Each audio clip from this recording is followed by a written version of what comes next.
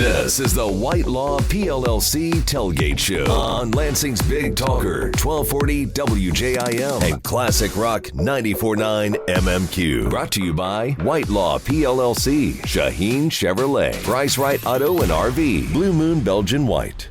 A PLLC Tailgate Show on Lansing's Big Talker, 1240 WJIM, Classic Rock 94.9 MMQ, and special game day edition of The Game, 7:30 a.m. Today's broadcast is brought to you by Whitelaw PLLC, Champaign Chevrolet, Price Right Auto and RV, Blue Moon Belgian White. Now, let's talk to the Dean of Sports, Tim Staudt, and offensive-minded host, Beanie Howell, from the Price Right Auto and RV Studios. Welcome in, Whitelaw PLLC Tailgate Show, live on 1240 WJIM, Lansing's Big Talker, and Classic Rock 94.9 MMQ. Coming to you live from the Price Right RV Studio, and also brought to you by Blue Moon Belgian White, Champaign Chevrolet and Cadillac, MSU Healthcare Sports Medicine, Dowding Industries, Champaign & Sons Recycling Industrial Services, Gravity Smokehouse, and MSU Federal Credit Union. I'm Beanie. You can hear me weekdays 4 to 6 p.m. on Offensive Minded. That's on The Game, 7:30 a.m. Joined as always by the Dean of Sports, Tim Staudt. You can hear him daily, 10 a.m. to 1 p.m. on The Game, 7:30 a.m. Staudt on Sports. And behind the glass, doing the Lord's work, keeping you updated on traffic and weather, it's Brock Palmbush. He's also heard daily, 10 a.m. to 1 p.m. on Staudt on Sports. The Game, 7:30 a.m. All right, fellas, Michigan State with a chance to get back to 500 for the first time in, 6 weeks? It's the 14th all-time meeting between MSU and Rutgers, both teams 4-5 coming into this one. Well, Tim, let's start here. Michigan, why are we on it? Why is this game at noon? This is a big-time deal. We don't do noon games. We don't get up in the middle of the night or so, it seems, to come in and do the tailgate show. Are there people on campus right now tailgating in 38-degree weather? Yes, I saw them on the way in today. A couple of beers have been downed already, getting ready for the Scarlet Knights couple? to come in here. Well, why are you telling people what we were doing? Yeah. It's the only way to do these 8 a.m., 8:30 shows. When's the last time that Michigan State's first game during a season was as early as noon? On game 10. At this late? Yeah, I can't remember it. Can you? Michigan last year, wasn't it? That Yeah. was October 30th. I think so. Yeah. That was the first noon game? Nope, it's not. Youngstown State was. Yeah. Oh, you're talking about home games, because last year the Ohio State game was at noon on the road. Okay, well. But yeah, as far as home but that games was goes, late in the year. Yeah. Well, Ohio State was late in the year. Yeah. Yes, it was. Yeah, it was late in the year. Yeah, but Brock's right. The Michigan game was a noon kick, and Youngstown State, which was the second game last year, But right? weren't they both 8-0 then, or Yes, something like that? but So that was the big noon kick. that was the big noon. Yes. That was the big noon kick on Fox. So we haven't gone quite that far.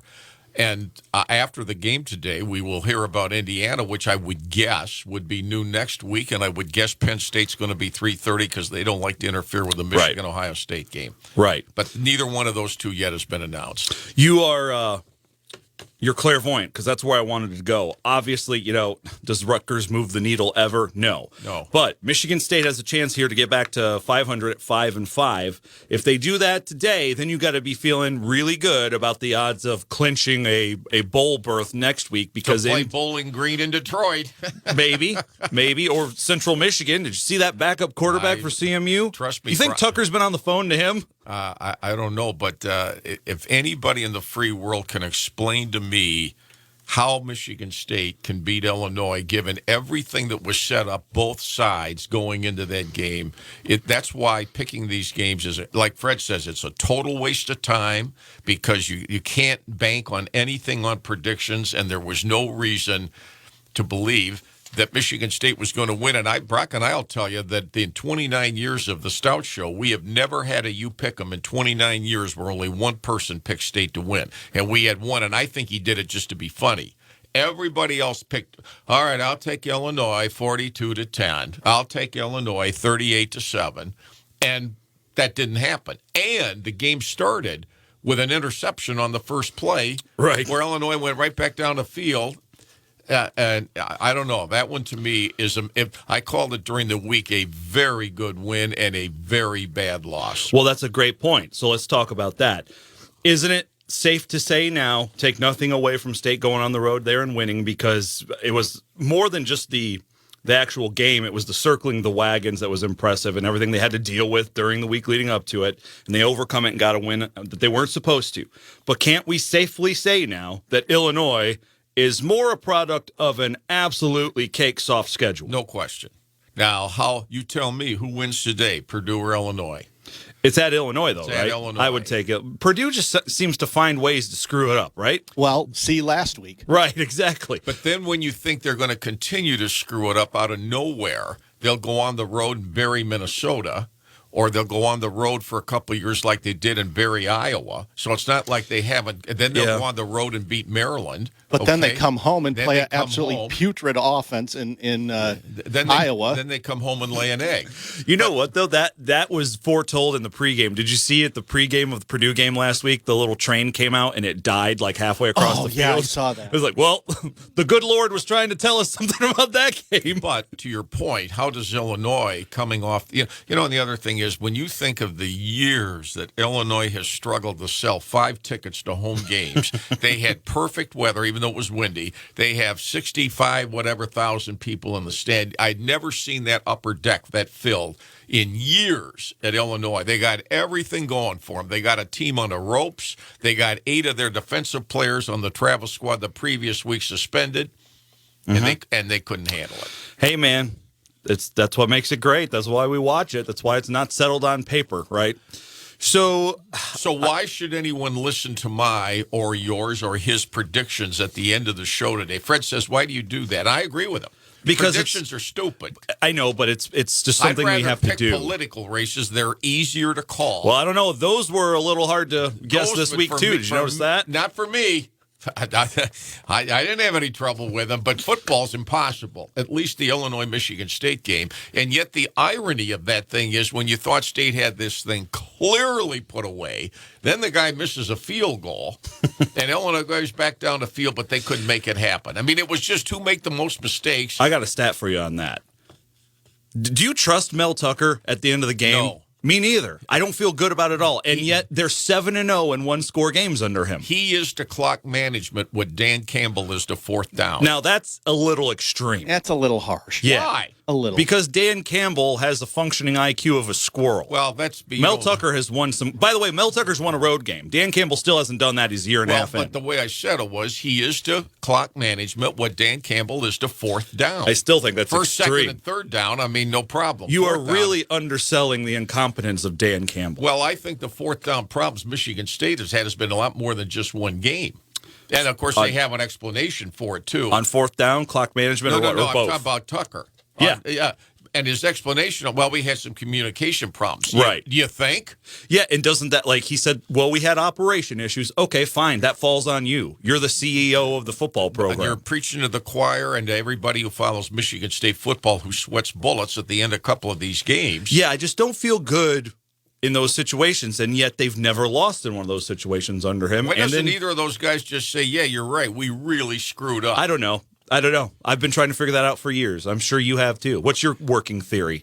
I think it's they cannot deign to show weakness in front of the media. I've often that's what said it is. big-time coaches don't want to take advice from anybody else because they'll think that's a sign of weakness because somebody else has to tell me how to do. I think almost every coach I have ever met at the big-time level thinks, why would I take advice from anyone else? I got all the answers. And it's weakness if I listen to somebody else on this, on more than just things on the field or on the court. Issues off the field and off the court, too. I think that's a big reason. The other one is they usually are trying to, especially in college, they're trying to fall on the sword for the players. That's not the case here. But like George Perlis always said, what do you always say, Brock? Hey, we're all phys ed majors. We're all phys ed majors. We're all phys ed majors.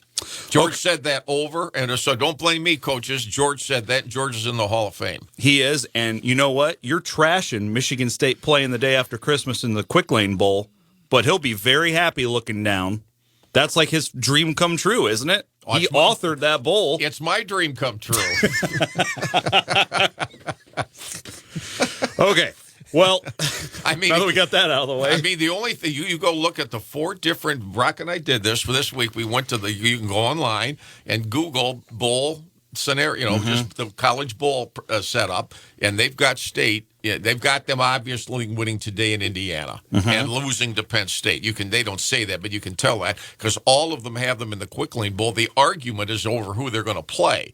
I mean, Brock, there was Ball State, there was Bowling Green, and there was Buffalo, and I saw all three of them this week, and they're all awful. And I think Bowling Green's got 6 wins now, don't they? Buffalo gift wrapped that game to Central. They did. Just gift wrapped it, so they don't have 6 That one yet. hurt. I had a little bit on But that I game. also told Brock I'll believe State's in the Quick Lane Bowl when I see it. Yeah, because there's a possibility 3 Big Ten teams could end up in the New Year's Six. There's too many other Big Ten teams that are going to have 6 wins. I'm giving no shot. I told him I can't believe today State's a 9.5-point favorite. It's my 10-point pick in the pool today. Me neither. And we'll get to those point spreads a little bit later on. But you tell me what you think of this. It just seems to me like I get it. They've gotten better for 3 straight weeks, particularly on defense, and it looks like they got a chance to make that 4 straight and then 5 straight weeks next week. But have they really earned being a 2-score favorite over anybody? Yeah, I do. Rutgers is terrible. I don't think they're terrible enough for Indiana's Michigan State to be considered in this upper echelon above them, though. But you know what? State hasn't been home in 4 weeks, and I think getting back home today, even though the crowd could be lean. So you think they're going to cover that? Oh, I think they'll have that covered in the first quarter. By the way, it's up to 10 this morning. Back up to 10. I mean, if they don't beat this, the last view I had of Rutgers was Michigan doing the shuttle hurdle relay on them last Saturday night in the second half en route to 38. Yeah, thank you for clarifying the second half because the first half was not good. That's what Michigan does, though, right? They sleepwalk through the first half. They've done that virtually every Big Ten game. Well, it's like Harbaugh said. He had an epiphany overnight one night, thought it was going to be a problem, and it was. And it was an epiphany. He was right. And then at halftime, he went in, and divine intervention came in, and they went 38-0 in the second half. It wasn't divine; it's just reality caught up with Rutgers. Maybe. Well, they're down quarterbacks too. And Indiana's down quarterbacks. And when you're down quarterbacks and you're poor to begin with, which those two are, if you watch those Rutgers guys trying to throw the ball to get back in the game, I said to Brock, where did they recruit some of these guys? That looked like a half spiral. There's no way. Look, if Michigan State is everything that it's paying, this should be no game today and no game next week. Come on. But that's just not how it works. And I can't believe you're saying this when you started this rant 10 minutes ago with, how was I supposed to know Michigan State was going to win at Illinois? Exactly. I don't think history can repeat itself in the same century the way that game played out last week. And yet, the bigger surprise to some people was the COVID game number 2 at Michigan. When Michigan was coming off its win over Minnesota, was a 4-touchdown favorite. State got blown out by Rutgers here the last time they played here. 7 turnovers that day. And that covered it all up because State won that game. Right. Well, again, transitive property doesn't apply. That's the big thing. People forget that in sports. That means nothing, right? Because matchups are different.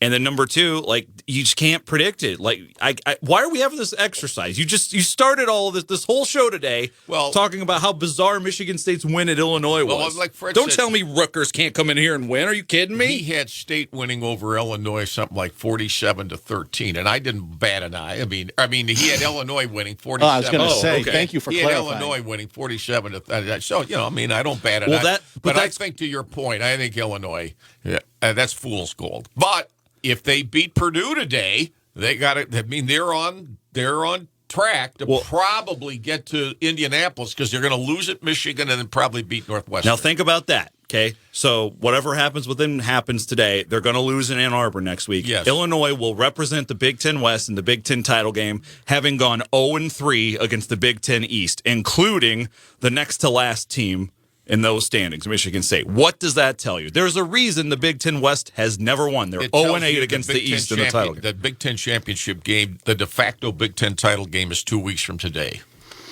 I think it was actually last week in Champaign. No, because it'll be Michigan versus Ohio State. It was a joke. No. But if Illinois loses today, now, wide open, right? Because then they would have 3 losses. Now they're going to get 4 then with Michigan. Right. And who's right on their heels? Purdue. Well, Wisconsin's still hanging around. Minnesota's still there. Iowa's still there. Who's not in it? Northwestern. That's it, right? And then after today, Nebraska. Northwestern and Nebraska are the only 2 not in it. What's the tiebreaker? Brock, do you know that? Head-to-head, obviously, that's number one. And then But how do you do that if there's like 4 teams with three losses? I'd have to look it up. It doesn't matter. No, it doesn't. It's just a sacrificial lamb. Pretty much. Who wants a trip to Indianapolis to feel bad about themselves with the final score? Where it does matter is the loser of the game in Indianapolis is probably by default going to get a New Year's Day game in Florida. Yes, unless it's like a 4-loss or whatever Wisconsin has and gets in there, right? Like, then that probably doesn't happen. Well, to Brock's point, how many Big Ten teams are going to get in the New Year's Six? Because Penn State more than likely is going to finish 10-2. So that's 3 teams that are going to be ranked in the top 10. And Brandon, I looked it up. There's a possibility Penn State could get a at-large in the Orange or the Cotton Bowl. All right. More than likely the Orange Bowl. If they finish 10-2, if they finish 9-3, they're going to go to Florida. Well, okay, let's dig on that. We'll put a pin in that, and also the college football playoff rankings, because there's some developments there this week. I think the committee is tipping its hand as to what's going to wind up happening there, and there are big implications for the Big Ten, not just teams that are positioned for the playoff. Let alone tonight's Texas Christian at Texas game. Indeed. Remember, I gave you Notre Dame over Clemson. Yes. I'm going to give you Texas over Texas Christian in Austin tonight, and that's going to create problems. Because now it's going to bring all those one-loss teams into it, because I don't think Texas Christian's going to get in it with 1 loss if it loses to Texas. No, they're not, because, and we'll get into this a little bit more later, there are SEC teams lying in wait. Just lying in Tennessee's in great shape right now. Tennessee has, and I don't want to jump into this just yet, but Brock made a good point. Tennessee is the biggest winner in the rankings this week, because all they have to do is win 3 regular season games. They don't even play for a conference title, and they're guaranteed to be in. Yep. It's right there in front of you because of all the teams in front of them that are going to have to at least lose once. It helped them losing to Georgia. It really did. In a perverse way. It did, because now Georgia has to play one more tough game, which is going to be against LSU or maybe Bama. And or by Ole the Miss. way, or Ole Miss. I think Ole Miss is going to lose today to You think they're going to lose to Alabama? Ole Miss can't throw. You know, and like you always say it about Michigan, you're not going to be able to get to where you want to go if you can't throw. You think that's going to fly in the SEC? Like the Alabama's weakness this year is pass defense. They aren't going to challenge them today. Getting nicked a week after a loss. That too. You're getting him a week after a loss. You know, I think Ole Miss is not in the same league as LSU either. I agree. Especially LSU on the road at night. I definitely agree, but we can also look to 2 weeks ago when LSU drummed them 45-20, right? Yeah, because they can't throw. They're one-dimensional offense that just won't fly, especially in the SEC. Lane Kiffin won't beat Nick. Is he going to Auburn? That's the big rumor now. Auburn wants Lane Kiffin. I thought it was supposed to be Bill O'Brien. That's what we heard for 2 weeks, and then it didn't happen. Right, and I've heard Coach Prime. Oh yeah, Deion Sanders. His name's been thrown out there. Yeah, what are they going to do? I don't see Deion Sanders. Me neither. I think he's waiting for Florida State, which might also be open. Ooh, you think they'd get rid of Mike Norvell after 1 year? No, it's his 3rd year. They almost fired him last year. Is this Norvell's 3rd year? Yeah. I thought it was his first year. It's his 3rd year, yep. They almost got rid of him last offseason. The best part about Auburn is it's paying out $37 million for 2 guys to get lost. Where do I sign up for that deal? You're telling me. I mean, good work. I get it. This Brian Harsin coached 21 games, and they owe him $16 million. Everybody said they feel bad for him. Are you kidding me?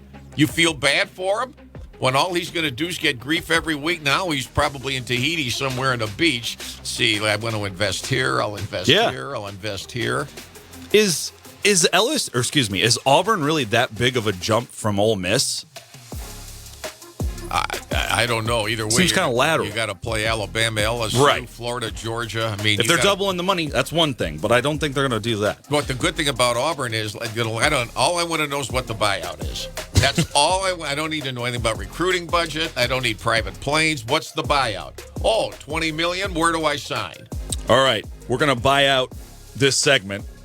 Weak segue, I know, but it's 8:30 or whatever. On the other side, Mad Dog. It's Mad Dog's Take on the Game. We're here till 10:30 today, taking you up to network coverage from the Spartan Media Network. MSU Rutgers coming up at noon. Stay with us. The White Law PLLC Tailgate Show is back after these messages.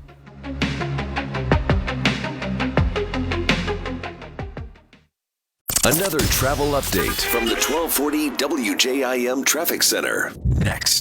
The Mel Tucker Show is back for another season on Lansing's Big Talker 1240 WJIM and Classic Rock 94.9 MMQ. Get up close and personal with the head coach of Michigan State football every Thursday night. Be there in person or just call in and ask the questions you want answered. The Mel Tucker Show on 1240 WJIM. Brought to you by Ameriprise Financial, Dark Bank, Doubting Industries Incorporated, Champaign and Sons Incorporated, Blue Moon Belgian White. The Mel Tucker Show on 1240 WJIM. It's time for another game day travel update from the 1240 WJIM Traffic Center. Driven by Shaheen Chevrolet and Cadillac. Relax and enjoy the Shaheen difference. Right now, around the mid-Michigan area, traffic is pretty free and clear outside of 496 going westbound between Martin Luther King Boulevard and Waverly Road. That's due to the ongoing construction in that area. So motorists be aware of that. As far as weather goes, here in East Lansing, well, right now it's 36 degrees. It is going to be, it's going to get up into the lower 40s early in the afternoon. Doesn't look like it's going to snow or even rain. It's just going to be mostly cloudy. Kind of just a dreary late fall day here in mid-Michigan. It's 36 degrees right now. Your game day travel and weather updates brought to you by Shaheen Chevrolet and Cadillac. Relax and enjoy the Shaheen difference.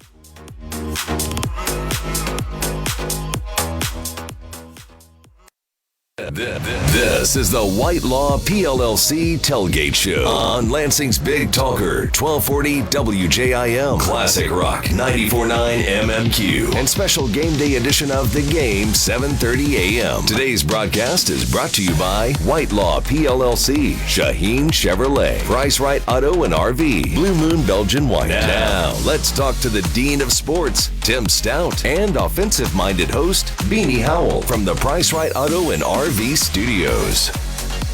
Welcome back, White Law PLLC Tailgate Show on 1240 WJIM, Lansing's Big Talker, and Classic Rock 94.9 MMQ, live from the Price Right RV Studio, and also brought to you by Blue Moon Belgian White, Dark Bank Mortgage, Joe Sambear, Ameriprise Financial, Craig Stiles, DBI, We Do Office, High Caliber Karting and Entertainment, The Student Bookstore, The Nut House, and Gazelle Wealth Management. And now it's time for Mad Dog's Take on the Game with David Mad Dog DeMarco, brought to you by Blue Moon Belgian White, one of a kind every time. Blue Moon is a proud partner of Michigan State Athletics. Dave, how you doing? I'm doing good, fellas. How's it going in cold East Lansing? It's the first real day of winter. We had 70s 48 hours ago, and now we're down to 30-something. What's it like down there in God's country? Well, it's real foggy right now on the mountain. I don't know. It's going to be, 65 or so today, something like that. Everybody wants to know who the new Auburn football coach is. If you don't know, nobody knows. Nobody knows. I heard what you said, and I thought Bill O'Brien might just step down because they're really not real happy with him in Alabama. They're not happy with their defensive coordinator either. People got to understand they lost those two games by 4 points, but I think that Nick, it's different from him. I mean, and these people in Alabama agreed with me. I think he's just getting tired of. It's not the same fiery Saban guy at his post-game pressers. He's like, this is on me, and a lot of ums and this, that, and whatever. And people forget that LSU quarterback came into East Lansing as a true freshman with Herm Edwards in Arizona State, and that was the game that I don't know, Geiger or one of those guys missed field goals. I don't think it was Geiger; it was the other guy. Coughlin, yeah. Yeah, Coughlin. He missed like 3 field goals. But the bottom line is, it was 3rd and 15, and Michigan State just had to stop them. They would have won the game. And that quarterback that played for LSU he was the one that got the 15 yards. So the guy's a really good quarterback. And, the thing is, Alabama had a really good chance to win both those games, and they couldn't cut the cake. And I think that a lot has to do with NIL with these players, their egos, this, that, and whatever. And I don't know if a veteran coach like Saban, like Izzo, I don't know if these guys can handle this stuff as time goes on. These guys are making a lot of money, and they're on campus. But I mean, Alabama's still, they're not going to go to the Final Four, but they're still a super good team, and it is what it is. I think Lane Kiffin, he likes to jump around. I think that I agree with Brandon. I think that the GOAT, I think he's waiting for the Florida State job to open up. But, I mean, Auburn wants to get back there with Alabama toe-to-toe, and right now they're just not. I mean, it's unfortunate how Alabama lost those 2 games, but they did lose those 2 games, and you got to give Brian Kelly a hell of a lot of credit. Even though he combed the transfer portal, he lost guys like Eli Ricks to Alabama and this guy and that guy, and he rolled the dice going in there after being the winningest coach at ND. His career is storybook. I mean, it just is from Grand Valley to CMU to Cincinnati to Notre Dame and now to LSU, and they didn't hire him just to there's no short leash on Kelly, and what he accomplished, last week was incredible. Michigan State, on the other hand, I mean, Dean, you're the one that said to me, so what you're telling me is you're saying Michigan State's going to score 24 points, and I said that's exactly what I'm going to tell you. Because you look at the betting line, and they were due, and Illinois was overrated. And Bielema, hey, will somebody get him to Medi weight loss? That guy's like 400 pounds. And it was poorly coached at the end of the game by both teams. But I just thought, they didn't score 24, but they scored 23. But they would have hit 24, Dave, if they makes that extra point. So you pretty much are right on the spot with the prediction. Or if he makes the field goal at the end, the chip shot. Yeah. I mean, today I'm with Tim. I mean, they really should blow them out. I don't have a high score, which I'll tell you. But the number's 10, like Brandon said. And Michigan State, even though they've had to weave their team together after what happened at Michigan with new players, these players are hungry. They want a chance. These other guys, they had their opportunity. They got too overzealous in the tunnel. We all know that. We talked about it last week. It's not worth bringing up. And other guys that come in there, they want to play. And, is Thorne going to get the ball to Reed, which he should, Coleman, Mosley, who's going to run the ball? I mean, Rutgers, we remember what happened when Ciano took over coming from Ohio State.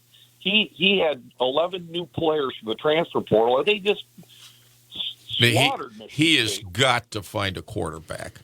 He has got to find a quarterback. You can go upgrade everywhere he's tried to upgrade, but still, when you watch them play, where does it start with them when they have problems? They cannot get the ball down the field because they don't have a quarterback. I mean, how many million people live on the East Coast? One of them must be able to throw the ball. Now, he's had a couple of these guys. Maybe you remember last year at Rutgers, they had no quarterback in that game. And I think State's defense is going to be they'll be peppier today because they won last week and they haven't been home. Now they're home, and they're not playing Ohio State. They're not playing Michigan, and they're not playing Penn State today. They're playing Rutgers. Well, let's move on to the next one. You're right. And, I mean, you look in the history of Rutgers in New Jersey, the state, going back to Joe Theismann, he leaves to go to ND. They had Drew Pearson. They've had just outstanding football players come out of New Jersey, the New York area. And even with Ciano in his second tour of duty, I mean, it's hard to get guys to go there. I mean, James Gandolfini's the best guy that ever come out of Rutgers. So I just can't see Michigan State losing this game. Going to Penn State, the last game, that's not a home game, is it? No, it's at Penn State. But to your point, look what happened to Maryland. That's going to be a kicker. Go ahead. Sorry. Maryland was a doormat, and then Tagovailoa went there. Now look at Maryland. Maryland is competitive because Maryland finally found a quarterback. Purdue was a doormat, and then that kid, Aiden O'Connell, comes around, and if nothing else, they can move the ball and they can score. If you don't have anybody else around you, but you got a quarterback, you got, in my opinion, you got some kind of a shot. Rutgers has no quarterback, and Indiana doesn't either.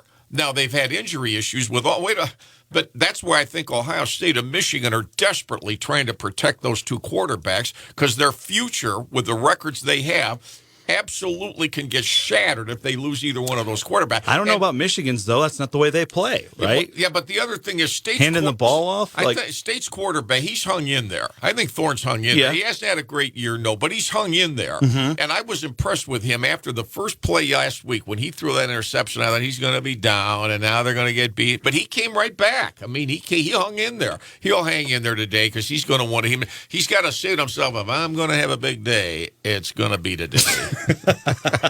No, I agree. I mean, I really, though, I thought Thorne would be better this year, but the whole scheme and the whole thing has just been wild. And then what happened at Michigan after the game, it's been wild. Them coming back. I mean, they were a dog on the road to Bielema's team, and now with Rutgers and Siano. Siano's a great veteran football guy. He is, but he got to get players, and that's one thing, Tim, you always say.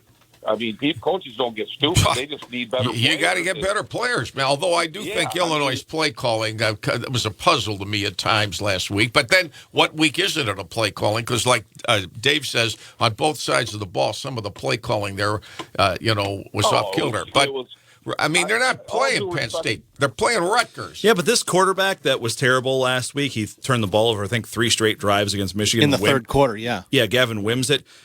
This is the kind of player you're talking about. Schiano went and got a 4-star quarterback, one of the top quarterbacks in that class. It's just he hasn't had time to develop, and also we got to talk about the system, right? Like, does it matter who the quarterback is for Purdue? He's going to get a ton of yards because they never run the ball.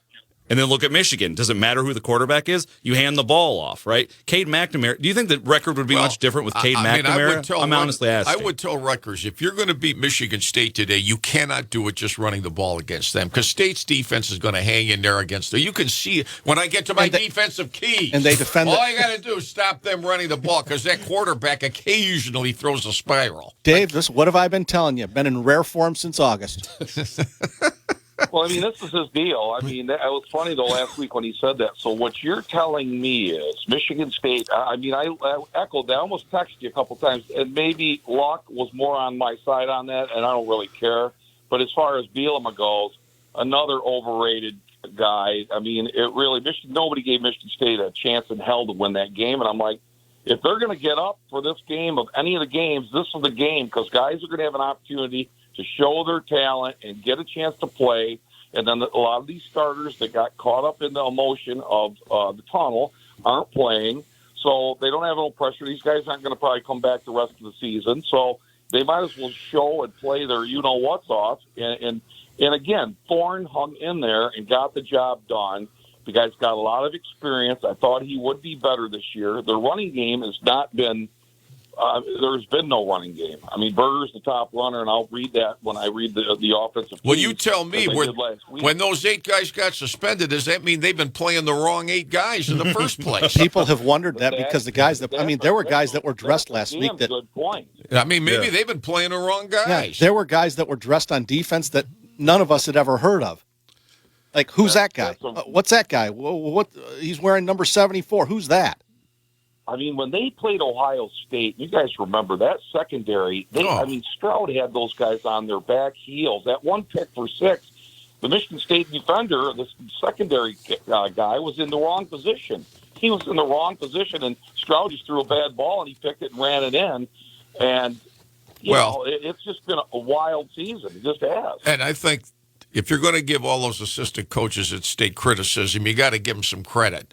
Because Ellen, Brock hears me say this all the time. To me, the difference between NFL stats and college stats, NFL teams play NFL teams. College teams play Akron one week and Ohio State the next week. So when Illinois comes in giving up 8.9 points a game, number 1 in the nation, and 224 yards a game, number 1 in the nation, and yet State went through them up and down the field at times, you say to yourself, who has Illinois played to get the numbers? Now, do I think Illinois improved? Yeah. I think they've improved, but to have the opportunity that Illinois had last week and to lay an egg like that against the last place Big Ten East team, without 8 defensive players, who were all on the travel squad. So it's not like those 8 guys included 5 walk-ons. Right. Those are all scholarship guys who are. And I thought to myself that I said, I'm not sure State's been playing the wrong guys in the first place. So, like going back to the Wisconsin Illinois game. Barry Alvarez didn't fool around with Tristan. That was his guy. He lost to Bielema at Camp Randall, and he got canned. And now the people are going, Bielema, he'll get players. There's players in the Midwest. He'll get some, but he'll be, he's in the division where he could go to Lucas Oil Stadium. He's been there with Wisconsin. That's his goal. But as far as Michigan State goes, I mean, again, they win today. They'll be bowl eligible next week. They should beat Indiana.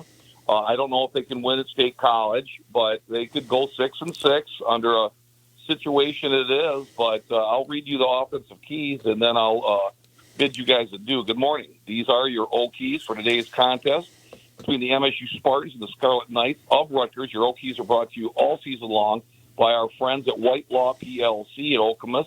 White Law PLC is a full-service law firm located in Okemos, Michigan, serving clients across the state of Michigan. White Law PLC attorneys offer their clients an array of expertise in their practice areas. Get a free consultation today. Phone 517-888-0677. MSU cut the cake last week on the road, got the job done. MSU's 4-5. Rutgers also is 4-5, and Rutgers is a 10-point dog on the road. Michigan State should cover that. Their veteran head coach, Greg Ciano, will have Rutgers ready to play.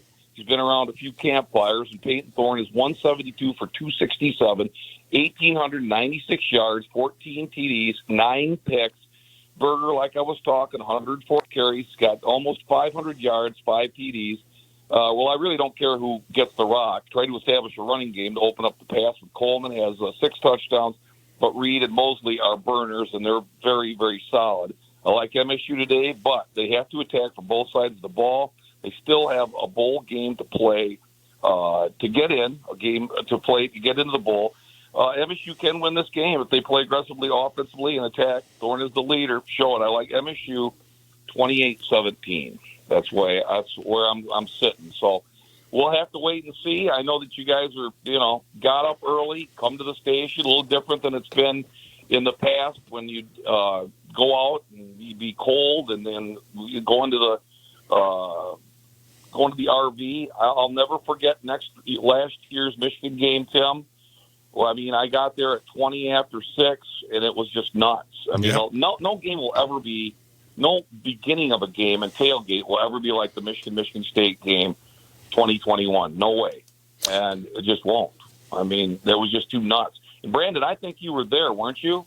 Yeah, at least physically I was. He was arrested. If you know what I mean. He was arrested early in the morning that day. Appreciate your honesty, Brandon. Yeah, he was arrested early. Well, you got to get started early for those noon kicks. It like was. Today. We got there, Dave, I got there like 10 minutes after you did at like 6:30 in the morning, and the Ralph Young track wasn't packed, but there was a lot of people there. It was just wild. So, Dave, before you go, you know police reports better than anyone else. Why hasn't the police report come out from all those around the tunnel and said it was supposed to come out this last week? Brandon would know that, too. You guys know police reports. Well, he's the guy that's covered court things. I just think that you're just sitting on it and sitting on it and sitting on it like they like sitting on things. That's what Michigan State likes, sitting on things. Just, we look at the Tucker contract thing with the free.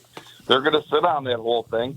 I saw Tom's remarks live, YouTube, what he said about they're getting sick of being the bad guy. And I'm like, getting sick of being the bad guy? I mean, I just don't understand.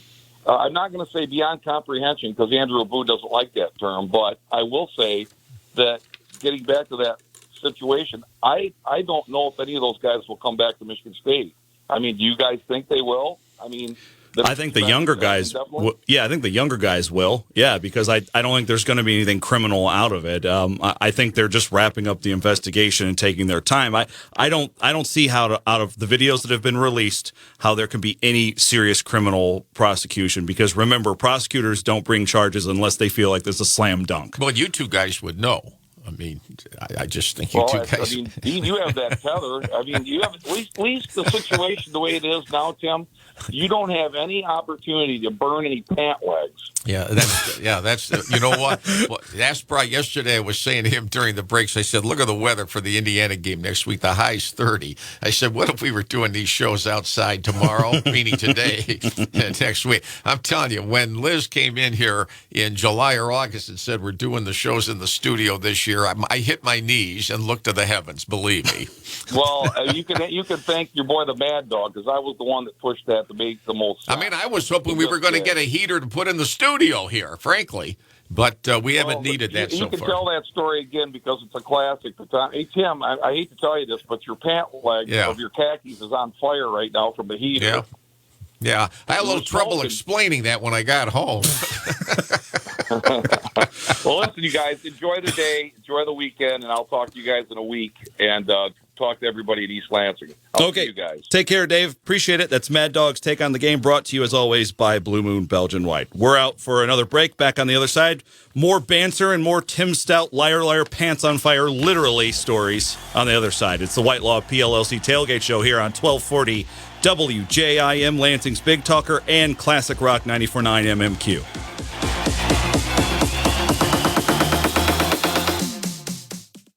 Lansing's Big Talker, 1240 WJIM Lansing, and Classic Rock 94.9 WMMQ East Lansing, Town Square Media Stations.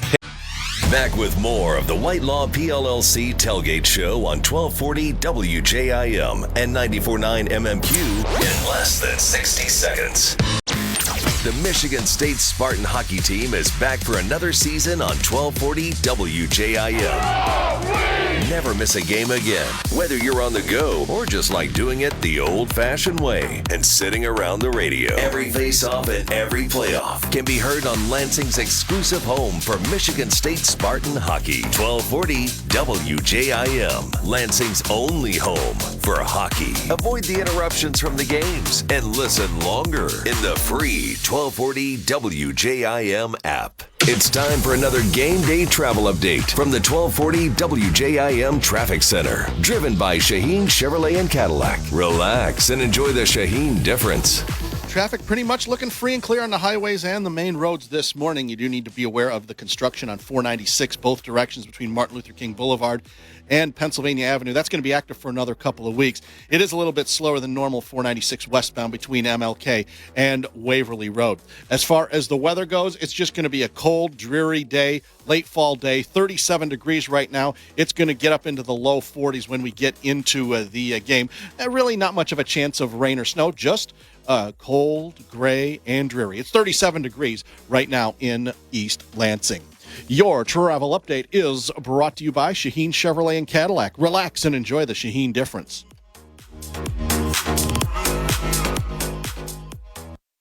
This is the Whitelaw PLLC Tailgate Show on Lansing's Big Talker, 1240 WJIM and Classic Rock 94.9 MMQ. Today's broadcast is brought to you by Whitelaw PLLC, Shaheen Chevrolet, Price Right Auto and RV, Blue Moon Belgian White. Now, let's talk to the Dean of Sports, Tim Staudt, and offensive-minded host, Beanie Howell from the Price Right Auto and RV Studios.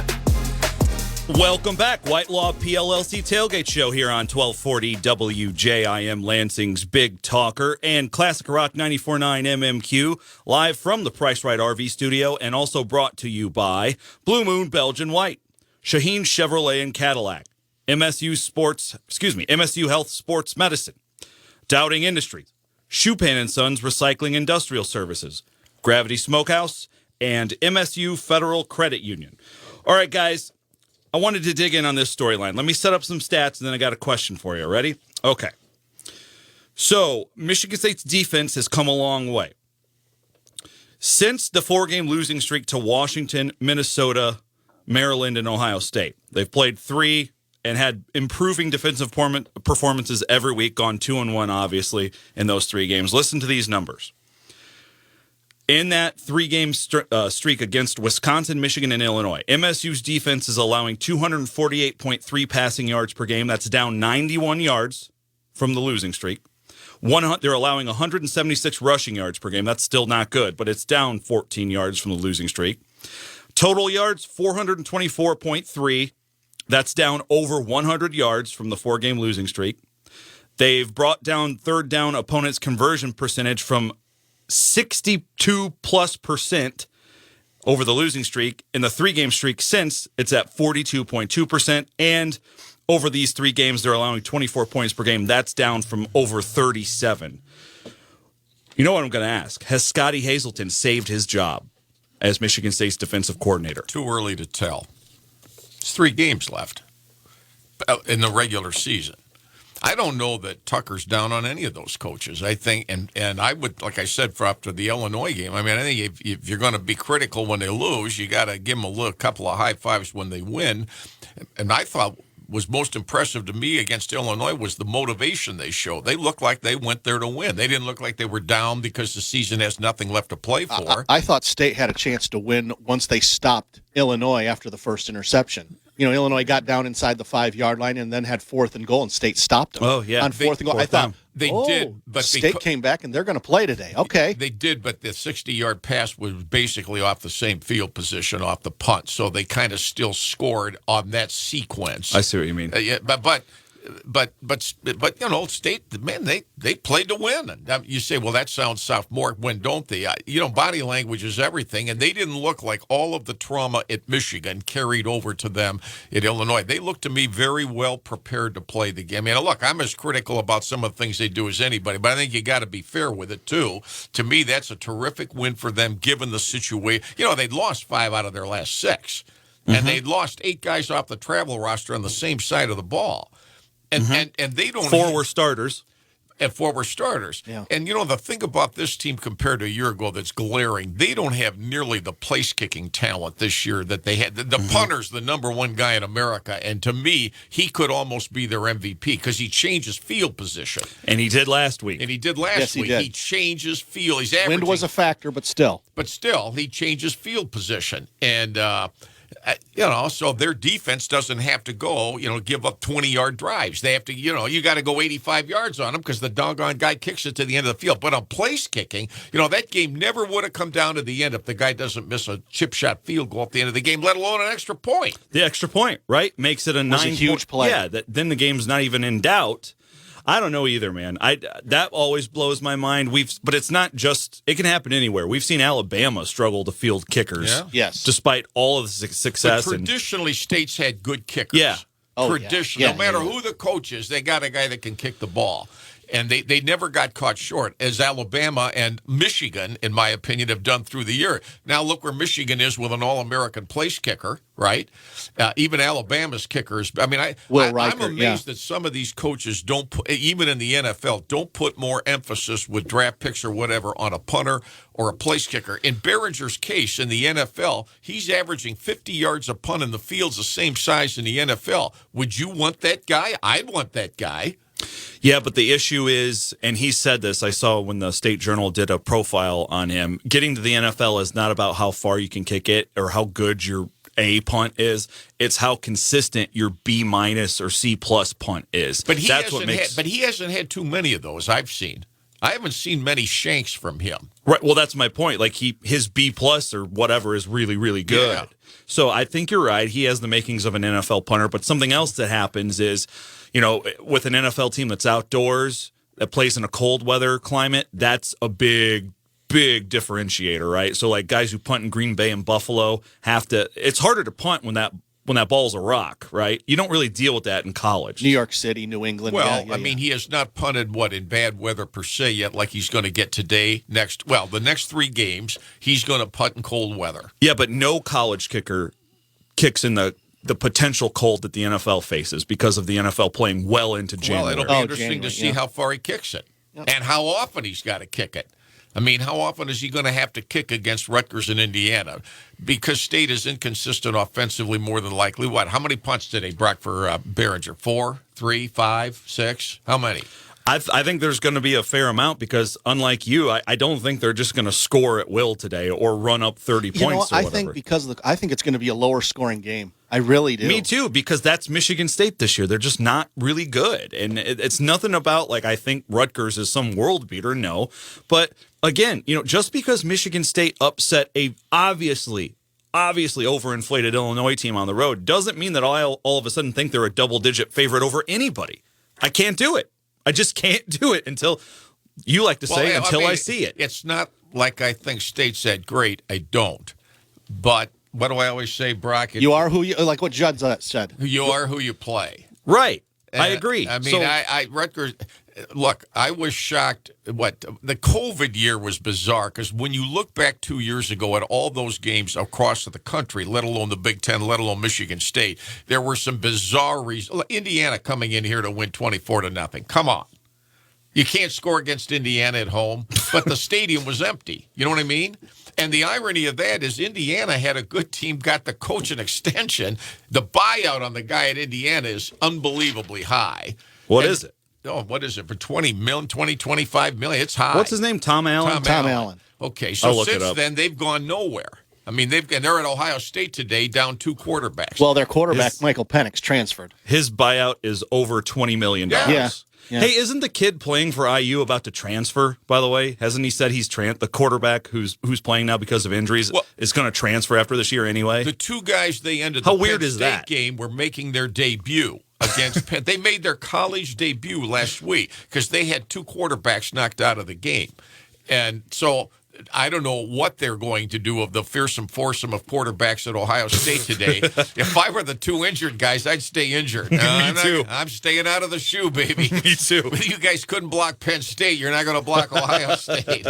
I'm not going. This is the cold and flu season. I'm staying home. So how they do that, that's a noon game today, by the way. So get when you got your clicker at home today, you got a lot, like as usual, it's a big day to start at noon. You got Purdue, Illinois. You got Ohio State, Indiana. You got Michigan State, Rutgers as warm-ups for the Michigan Nebraska game. Let's talk about that before we get out for the next hour. Okay, so the Big Ten has its new TV deal. It's a record-breaking $1+ billion per year, right? More than the SEC. So the Big Ten is at least winning the TV wars. They can't beat the SEC in the playoff or national title, but they can beat them in the corporate boardrooms. But how long is that sustainable? And what I mean by that is look at the Big Ten schedule every week and then compare it to the games in the SEC. So let's just do that for today. Sound good? Is that fair? Because today at noon, you have your option of Michigan State, Rutgers, Wisconsin, Iowa, a race to 9, and Ohio State doing pretty much illegal things to Indiana Is Purdue, and the horseshoe. Illinois at 3:30? Is that what that is? Is Purdue, Illinois? Or is that a night No, game? it's noon. No, I thought it was Oh, noon. Purdue, Illinois. Purdue, Illinois. They got 4 noon games in a league today, don't they? I think they got 4 at noon. And there's no primetime game. There's no primetime game because it's this week. November. Oh, sorry. Well, Wisconsin and Iowa is a 3:30 game. Okay. But anyway. There's no night game because it's Correct. November. They don't play Big Ten night games in November. But, bless their heart, and I don't mean to change your subject, so get back. Conference USA just signed a new media deal this week. Starting next year, they're playing in the middle of the week in October. Yes. Nice. So Maction and You get USA Conference action. USA in the middle of the week in October. You get Maction in November. So we got Tuesday night Maction and Wednesday night Conference US action. No, There you go. No, you got Conference USA Tuesday, Wednesdays in October. And They're going to play them in October. They're playing them in October. And they're moving Maction to. Maction's always been that's November. true. Yeah, you're right. So Conference USA said, we'll take October if you're up and running for it. I like that. No problem. I know you don't like games played in the middle of the week, but it gives me something to talk It about. depends on how I bet them. Let's be real. But Comes listen, down to that. here was the point I was making. He was in a foul mood earlier. We were both in a foul mood earlier this week. We're so foul mood over the Eastern Michigan Akron game, we could barely go on the air. You bet that Wednesday. one? I bet Buffalo at CMU and got my what lit up. Eastern Michigan's a 6.5-point favorite at Akron. And they won. Akron. I saw them over here in September. Right, and they won by 6, And right? they had the second string quarterback. A 10-point game. And it was a 6.5-point line. I went to dinner when it was 31-14 Eastern Michigan. And Akron's got all 25 of its fans ready to leave, okay? Then in I beautiful InfoCision Stadium, So then which they don't need. So now it's 31-28, but I got 9 minutes left to cover. And they go, and Eastern goes right down the field. And then all of a sudden, we get the brilliant play calling over there. So, they're thinking if we get because Eastern's got a very good kicker. So they, we get 3 out of this, and they're going to have to How do score. they have a good kicker and State doesn't? They Sorry, do. keep They going. have a well, I know, I'm anyway, just saying. It's madness. So they run it. They run the clock. I said, no, throw it. Akron's terrible. Throw it. No. So the guy kicks, and so she says, well, that gets you. My wife said, well, it gets you closer. Oh, you're roping her into this? I said, no, it's 6.5. They're up 6. And they're just going to run the ball. So then they go back down the field and take a knee. Would you bet Akron? I couldn't bet No. Akron on my deathbed. No, but that night I was picking between betting the Eastern or the Central game, and I chose Central because I thought That Buffalo was would another roll them. classic. I had Central too, and I gave up at halftime. No, I had Buffalo. I had Buffalo covering. They man. buffaloed you. They were getting 2.5, and it's 24-7 in the second quarter. And I'm like, I'm going to bed. And I wake up, and that kid ran for 300 yards at the backup quarterback. Right. Well, in that game, we had I had Central given something like that, and I gave up, but I'm still watching it, and it's and It was 2.5. And I yeah. said when they came back out on the field, I said, "What? These guys switch uniforms?"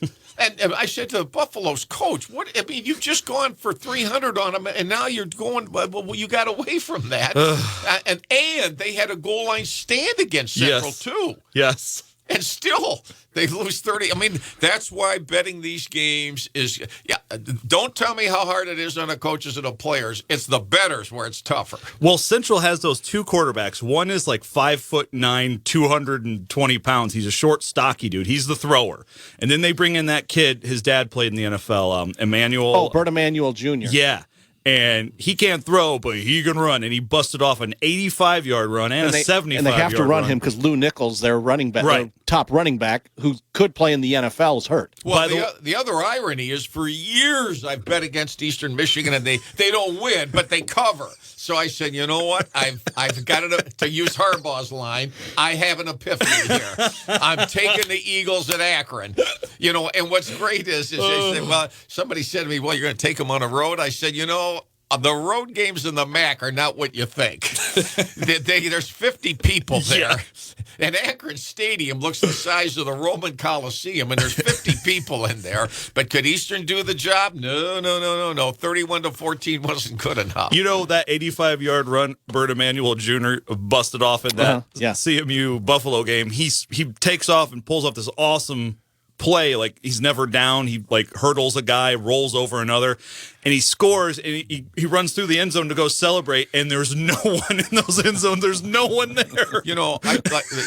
I told Brock somewhat half serious, saying, if you're going to continue to play these non-conference blowout college football games, handicap them on the scoreboard. So if you want to play Richmond next year, who state plays, and for that tailgate show, I think I'm going to be out of town because I don't want to come in here and tell you what a great game this is. You want to talk about the Spiders? Well, put 35.5 up on the board and let's kick it off and play and see if they can catch them. You do it in Brandon, golf. I deal with this every day. I mean, it would be more interesting, wouldn't it? They handicap golf matches. You can play against Tiger Woods. I don't know how many strokes you need to beat him, but you can do that. So take Richmond or whatever it is, put 35 half up on the board, and let's go play. I think that's a good idea. Now, look, I got a question for you before we get out. The point of this segment was to talk about how the SEC every week has better matchups. We'll save that for the next segment, okay? But I'm not a team player in the tailgate show. I've noticed. I wanted to ask you, though, since we're just a few hours away from rivalry week, Victory Cannon edition, because Western's at Central on Wednesday night action this week, 8 o'clock kick. Hey, Central's still alive for a bowl berth. Well, 4-6. I wanted to know, have you ever covered that game at either place? Either of you? No. Ever been to it? What I've said, I'd love to go. What I've asked Me Brock, too, I think. Is it Eastern? What is it, Reinerson Stadium? Reinerson. That's Eastern. Kelly Shorts is Central. Okay. But and Waldo of Stadium. Reinerson's 35,000 seats, how many of those seats have never had a warm butt sit on them? Do this every year. And you know what? That's not even the best. You know what? That might not even be the best game in the state of Michigan. The best game in the state of Michigan might be at Alma College. Yeah. Division III, 9-0 Albion at 9-0 Alma. Today. First time Alma. Oh, it's today? Today. Yeah, exactly. First time Alma, I think, has ever been 9-0. Why aren't we talking about that? They're claiming that they'll outdraw Central's crowd and Western's crowd. And by the way, I bet Western, too. I bet Western at home against 2-7 Northern Illinois and lost. Well, that's your fault. Can't do it. Can't do it, man. That's your fault.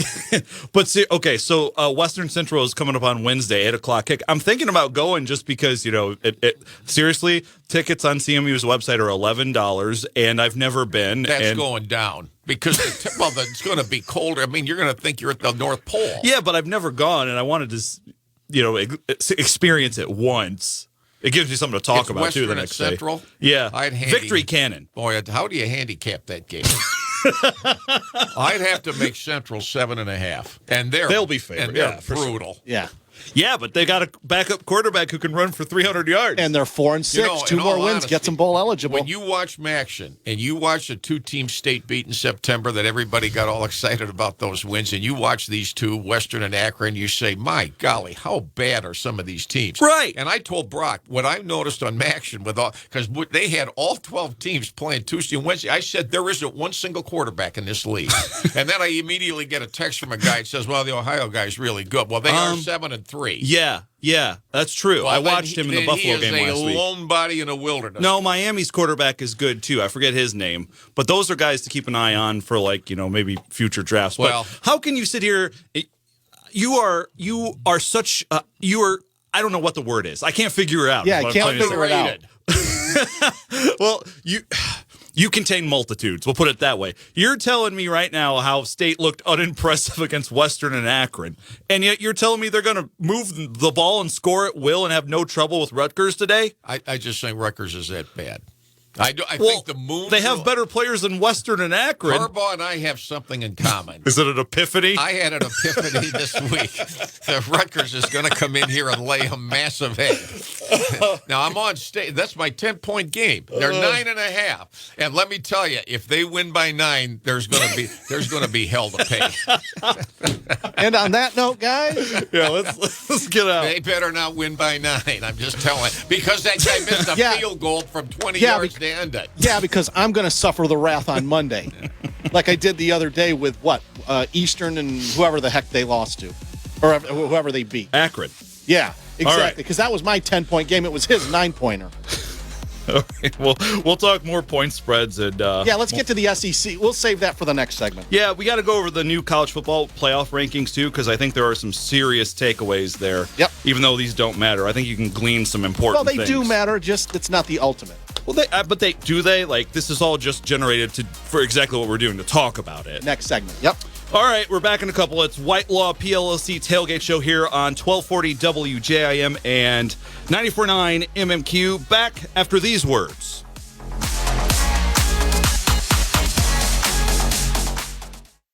Another travel update from the 1240 WJIM Traffic Center. Next, the Mel Tucker Show is back for another season on Lansing's Big Talker 1240 WJIM and Classic Rock 94.9 MMQ. Get up close and personal with the head coach of Michigan State football every Thursday night. Be there in person or just call in and ask the questions you want answered. The Mel Tucker Show on 1240 WJIM. Brought to you by Ameriprise Financial, Dart Bank, Doubting Industries Incorporated, Champaign and Sons Incorporated, Blue Moon Belgian White. The Mel Tucker Show on 1240 WJIM. It's time for another game day travel update from the 1240 WJIM Traffic Center. Driven by Shaheen Chevrolet and Cadillac. Relax and enjoy the Shaheen difference.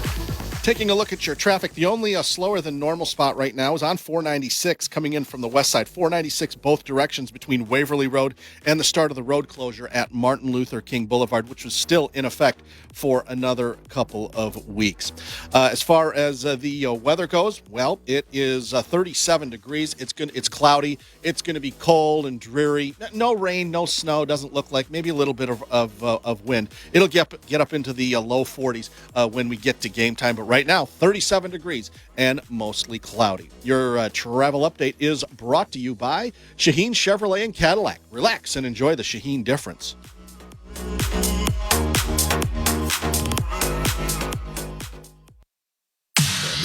This is the White Law PLLC Tailgate Show on Lansing's Big Talker, 1240 WJIM and Classic Rock 94.9 MMQ. Today's broadcast is brought to you by White Law PLLC, Shaheen Chevrolet, Price Right Auto and RV, Blue Moon Belgian White. Now, let's talk to the Dean of Sports, Tim Staudt, and offensive-minded host, Beanie Howell from the Price Right Auto and RV Studios.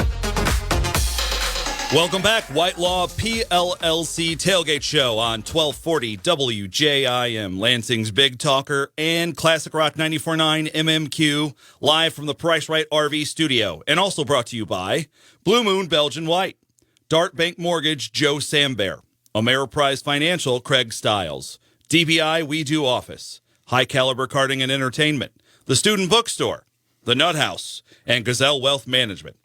All right, boys. Michigan State and Rutgers. Now, what are we? 2.5 hours, a little bit less than from kickoff. Let's talk while we start hour number 2 of the Tailgate Show here. Let's dig in on the latest college football playoff rankings that were released on Tuesday, okay? So 1 to 4, Georgia, Ohio State, Michigan, TCU. And at the 5 and 6 spots lurking, just waiting for one of those teams to barely misstep, is Tennessee at 5 and Oregon at 6. After that, 7, 8, 9, and 10 goes like this: LSU, USC, Alabama, and Clemson.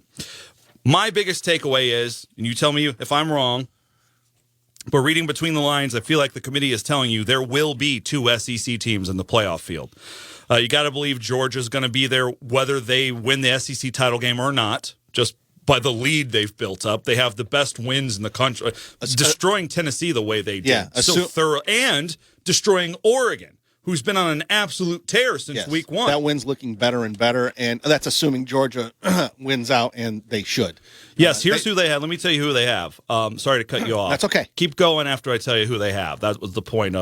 Mississippi State today on the road. That's the toughest of the 3 games they have left. Go on. At Kentucky. And then, well, I'll have to show up against Kentucky. And then home for the rivalry game against Georgia Tech before they play presumably LSU, maybe Ole Miss or Alabama. Miss. That's where you put 41.5 points on the board for Georgia Tech to start the game. Yeah. That used to be a huge, huge rivalry. I mean, it is in the state of Georgia, but, I mean, Georgia Tech used to be really, really good. Right. And they just don't have any Calvin Johnsons anymore. Right? No. So you got to believe Georgia is going to get in regardless of winning or losing the SEC title game. Assuming they're 12-0 heading to the SEC championship. If for some reason they lose at Kentucky, that changes the narrative. Let's just play in the universe where they win out and then we don't know what happens in the SEC title game. Right. They're in. Ohio State, Michigan winner is in by virtue of they aren't going to lose before then, and they'll destroy whoever the Big Ten West sacrifices to them. One in of the Big them Ten will be 13-0. Yes. Right. And okay. the 2 seed. So probably TCU clearly has to win out to get in. Yes. I mean, they just now got into the top 4 after having 4 AP top 25 wins for a month. So there's no room for error there. Here's TCU's remaining schedule. Obviously, a huge one under the lights in Austin tonight. At Texas, right? Next week at Baylor. Also, I know Baylor's not Baylor of last year, but that's no gimme. No lock. Nope. And they finish out, TCU does at home against Iowa State, who has not been a factor this year, really. So I think the biggest winner, if there is such a thing, of the latest round of the rankings is Tennessee. Tennessee sitting at 8-1. Getting thoroughly outclassed by Georgia. Georgia is the first team to stop Tennessee and Hendon Hooker this season in emphatic fashion. 27-13 was the final, but it wasn't even that close. Tennessee wraps up today. They have Mizzou at home. They go to South Carolina, and then they end at Vanderbilt.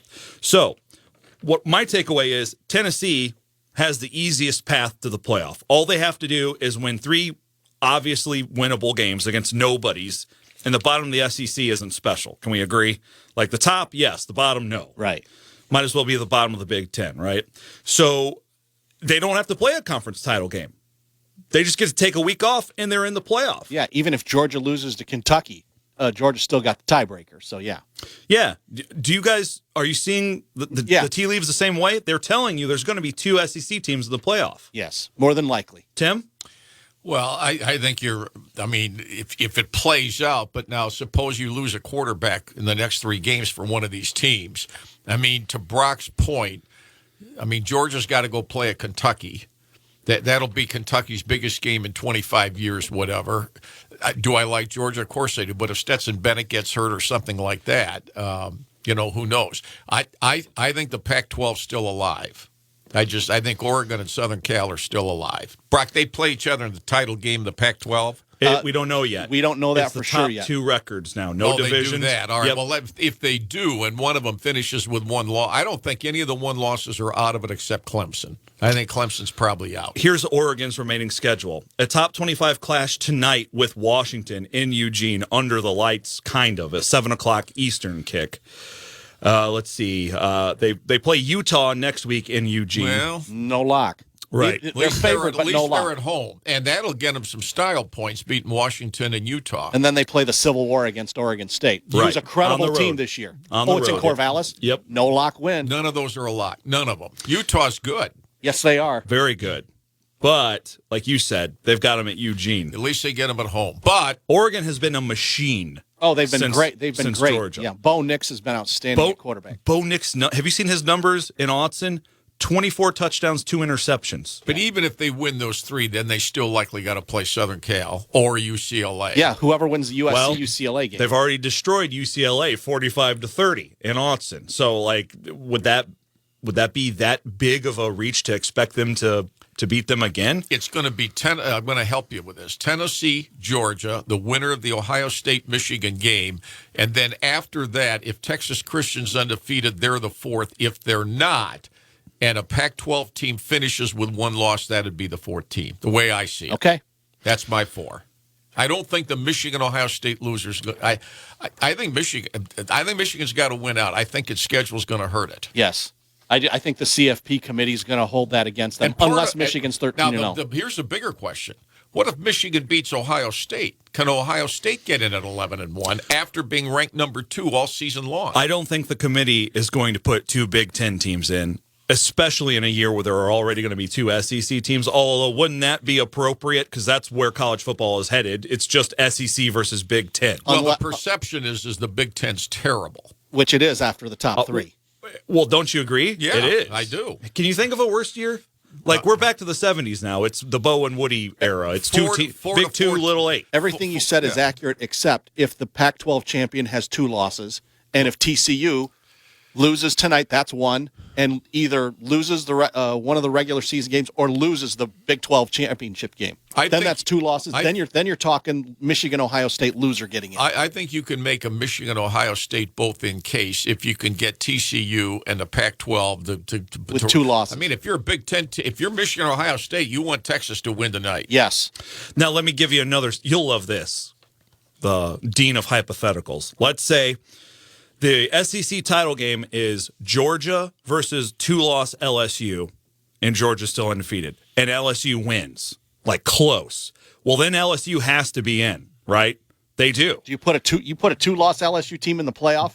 Well, assuming that TCU has lost 1, if not more, games, and whomever from the Big Ten gets in, we're just assuming that, right? Then it's going to be a 3-team SEC field. Like, it would go, like, presumably LSU, Tennessee, Ohio State / Michigan, Georgia. and then Georgia. Isn't that perceivable? Like, that could happen, couldn't it? If LSU A little far-fetched, but if Georgia loses the SEC championship game for its only loss, Close. I think Georgia's still in. Yes, I agree. If LSU wins out and beats Georgia in the SEC title game, how can you leave the SEC champion out of there, being Right. the number 1 team in the nation? Right. Now, they'll Providing do they that. win out. They do that to other conferences. They've done that to the Big Ten, Penn State, namely, in 2016. But they won't do that to the SEC because it's simply the best However, conference. Then what happens to Tennessee? I think they would just benefit from the carnage in front of them and get in still. But I don't see 3 SEC teams in. But, right. That shouldn't happen. But if TCU loses once, they're out. Like, everyone's ahead of them. And then assume Oregon loses a game and then the Pac-12 title game, I could see it. I could actually see that. Just on the appearance of it, before you'd put a 3rd SEC team in there, then the Michigan-Ohio State loser, to me, would be in play. unless the Pac-12 champion has only 1 loss. If everybody else is out. If there's one lost Pac-12, then I think they'd be. I don't see 3 SECs. Look, if you're going by who are the 4 best teams on the eyeball That test, was what I was going to ask Well, you. then there's probably you can You're- make the you're- case for LSU, you're saying- Georgia, and Tennessee. You're saying for perception's sake, perception's the committee sake, cannot let that happen. committee won't let it However, happen. you also told me last week that you believe that what they do is try to identify eyeball test the 4 best teams, which they're not supposed to do, but I agree they do that. I think they all do it differently amongst themselves, which is not right. They're given very clear criteria that just don't go to the matter. just go to the CFP website. Yeah, there's very clear criteria, and they don't always follow it. But if we get that kind of carnage, can we agree that it's in play? 3 SEC teams. If there's carnage, a little far-fetched. But if I'm on the committee where I'm going to have a problem, and we're not going to do 3 SECs, and LSU wins the SEC title game but has 2 losses, and Tennessee's sitting there with a only loss at Georgia, and you got to eliminate one of them, you're going to tell me that the SEC champion doesn't qualify over 2 teams in the league who didn't win the title. In that case, why are we playing conference title games? Well, I asked that in 2016 when Penn State won the Big Ten championship game, including a win in the regular season at Columbus. No, it was at Penn State. They blocked the punt late. Ohio State's only loss that year? Up until the playoff, and then Clemson destroyed them. Right. But yeah, it was basically the college football playoff told Penn State, you beat Ohio State at home, but we think Ohio State is better than you, so which is not supposed to be the case. Forget you. We're taking Ohio State because I know you beat them, but we think Ohio State is better than you, so you go to the Rose Bowl and be happy with it, and we're going to take Ohio State. Not. That's the same as if they had put Ohio State in over Michigan State in 2015. But the reason they did, Brandon, Penn State had 2 losses. I understand, but one of them was in Week 4 at Ann Arbor. So the thing with LSU would be their first loss was Week 1 by 1 point in a really fluky game in a missed neutral extra site point in New Orleans. Refresh my memory. If Michigan beats Ohio State, does the Rose Bowl have to take Ohio State, who played there a year ago, and Ohio State if they lose to Michigan, do you think the Ohio State fans want to then finish the season at the Rose Bowl? Not for a second straight year. Not for a second straight year. And no, they don't have to take So they don't have to take Ohio State. Theoretically, then, if they still want the Big Ten Pac-12, they could jump Ohio State, take Penn State. Or Illinois. And then Ohio State would go to the Orange Bowl, would they not? Possibly. Nobody wants Illinois. Right. Why do you want Illinois? Hold on. That's a big school. Because it's like Michigan State size with Illinois, a huge fan base. If Illinois can finish 8-4, and they need to beat Purdue to do it, but if they can finish 8-4, you can book them for New Year's Day in Florida, one of those 2, Tampa or Orlando. Yeah, and I think Bowles would want Illinois because again, then in that case they would, because that's Florida and that's New Year's, and they haven't been there. I think Pasadena would want them too because it's a big school with a long history, a big fan base, and when's the last time Illinois was in the Rose Bowl? Was that 2000? No, that was the Sugar Bowl. 07. But the draws. Oh, that's right, the Ron Zook year. But the draws. Richard the Mendenhall. draws terrible. What do you mean the draw is terrible? If I'm the Rose Bowl and I want the Big Ten, I want Penn State at 10-2 over 8-4 Illinois. I agree. But I want Penn State because Penn State will go, and the game will have some value. Because Penn State, Illinois, come on. They can't beat Michigan State at home, and you think these guys are a national game to watch in the road? No. The granddaddy of them all at 5 No, o'clock I don't. New But I Year's do Day? think that Illinois would go. I don't think tickets would be an issue because I think Illinois would be I don't eager. think tickets would be necessarily an issue at all, not necessarily no. But for TV, But yes, for I the agree. glamour of the game. Yes, I agree. You want Penn State, a name brand, right? Obviously. When's the last time Penn State was there? Was that 2016? But it's a quandary. What do you do with Ohio State if it loses to Michigan and finishes 11-1? That's a quandary because there are going to be people on the committee that'll still say Ohio State should be in the Final Four. I'll go one further with you. What if Michigan beats Ohio State, but somehow, some way loses the Big Ten championship game? That's going to give us the 3 SEC teams then in the playoff. You can't reward the Big Ten title game loser with the Rose Bowl when the winner would not be. If the Big Ten West champion would the Big Ten West winner, let's say Illinois beats Michigan in the Big Ten championship. Illinois goes to the Rose Bowl. After losing at Ann Arbor. Yeah. Has it ever made sense? No. So why do we think it has to? And now there's an article that came out earlier this week that the Rose Bowl could be an obstacle to getting to 12 teams before 2026. Yes, they're still negotiating how that'll all work. Because they want January 1st at 5 p.m. Eastern Time. They're not going to give that up. They do not want to give that up, that exclusive window. I think you can negotiate it, but they're not going to give that window up. Well, I don't get why it's so. I get it.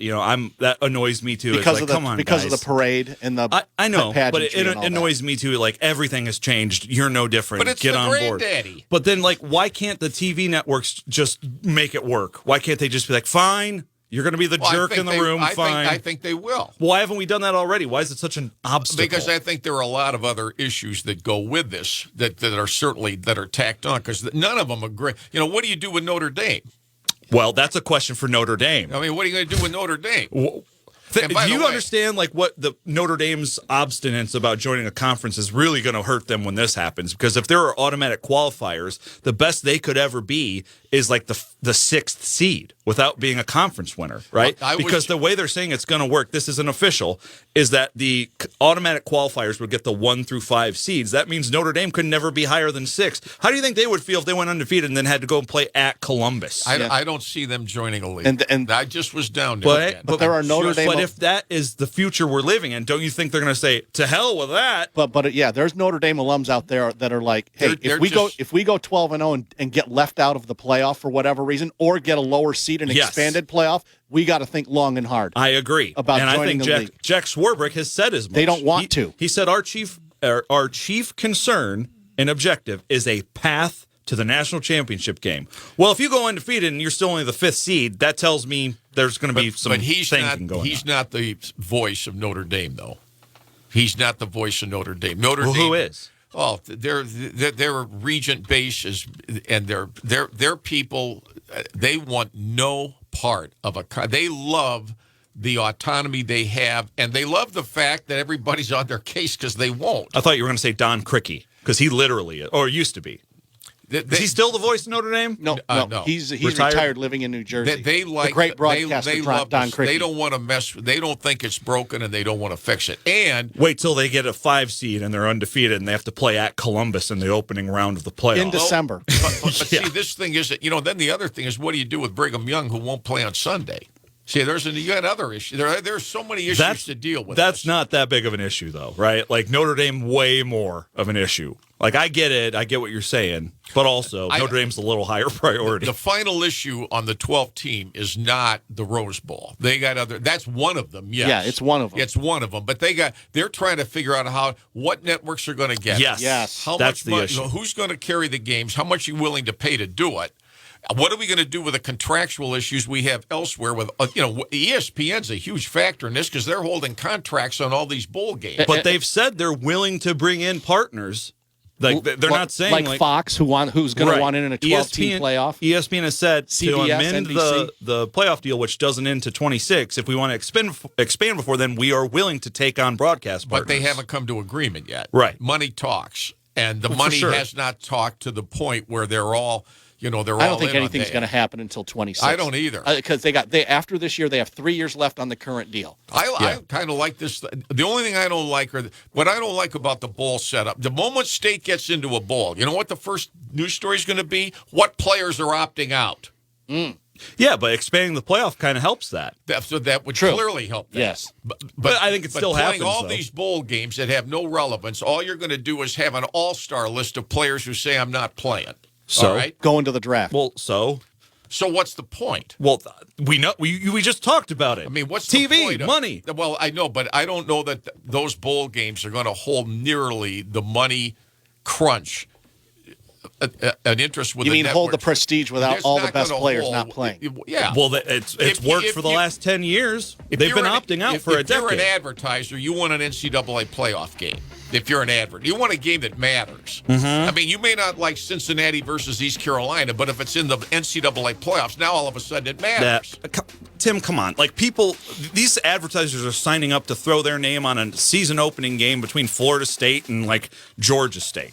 Jimmy Kimmel is sponsoring the LA Bowl. Yeah, like they'll get on board for it. People watch football in droves, even Maction on Tuesday night, or see U.S. action coming next year. To Brock's point, 2026 looks more doable because there's no contract to break. Right. Yeah, I agree. To 2026. I agree, but advertisers are going to sign up for this no matter what because America is addicted to football. Good, bad, in between, doesn't matter. We watch it. And you bet on it. You're a sick man. Yeah, but and on that note, on that stress level I'm at, I may not last much longer. We don't last much longer. We're back to Michigans and Akrons of the world will drive me to the ground. I'm trying to segue. We'll wrap up in a couple minutes. White Law PLLC Tailgate Show.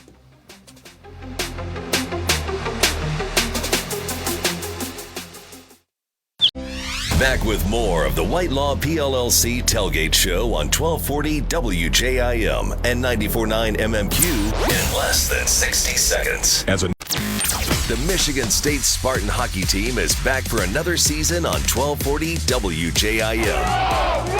Never miss a game again, whether you're on the go or just like doing it the old-fashioned way and sitting around the radio. Every face-off and every playoff can be heard on Lansing's exclusive home for Michigan State Spartan hockey. 1240 WJIM, Lansing's only home for hockey. Avoid the interruptions from the games and listen longer in the free 1240 WJIM app. Lansing's Big Talker, 1240 WJIM Lansing, and Classic Rock 94.9 WMMQ East Lansing, Town Square Media Stations. It's time for another game day travel update from the 1240 WJIM Traffic Center. Driven by Shaheen Chevrolet and Cadillac. Relax and enjoy the Shaheen difference. Traffic looking free and clear on the highways and the main roads right now. If you're coming in from the east side, Okemos Road at Grand River, that's still closed due to construction for another week or two.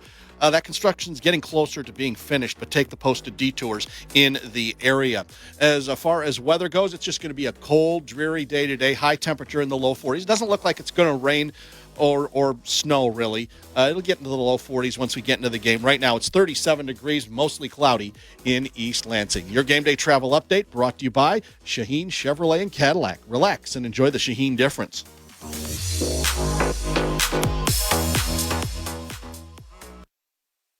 This is the Whitelaw PLLC Tailgate Show on Lansing's Big Talker, 1240 WJIM, Classic Rock 94.9 MMQ, and special game day edition of The Game, 7:30 a.m. Today's broadcast is brought to you by Whitelaw PLLC, Shaheen Chevrolet, Price Right Auto and RV, Blue Moon Belgian Wine. Now, let's talk to the Dean of Sports, Tim Staudt, and offensive-minded host, Beanie Howell, from the Price Right Auto and RV Studios.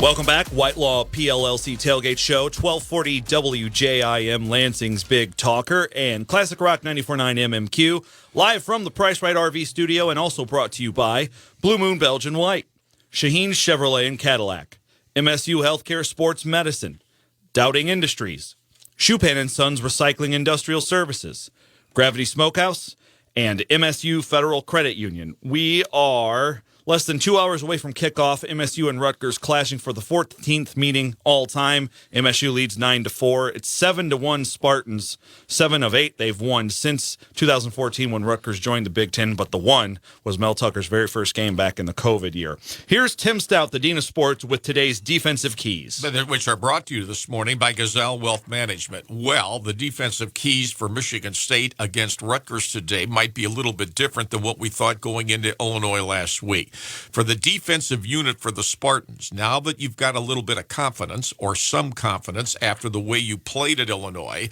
against a team, right or wrong, which was ranked 15th, and you're playing a Rutgers team today that gave up 52 to Michigan and struggled to move the ball up and down the field, my sense is play with the same enthusiasm, the same discipline, and obviously look for Rutgers to try to run the ball, and Michigan State, if it can stop the run. It didn't completely stop Chase Brown of Illinois last week, but he was contained enough to where Illinois was only able to score 15 points.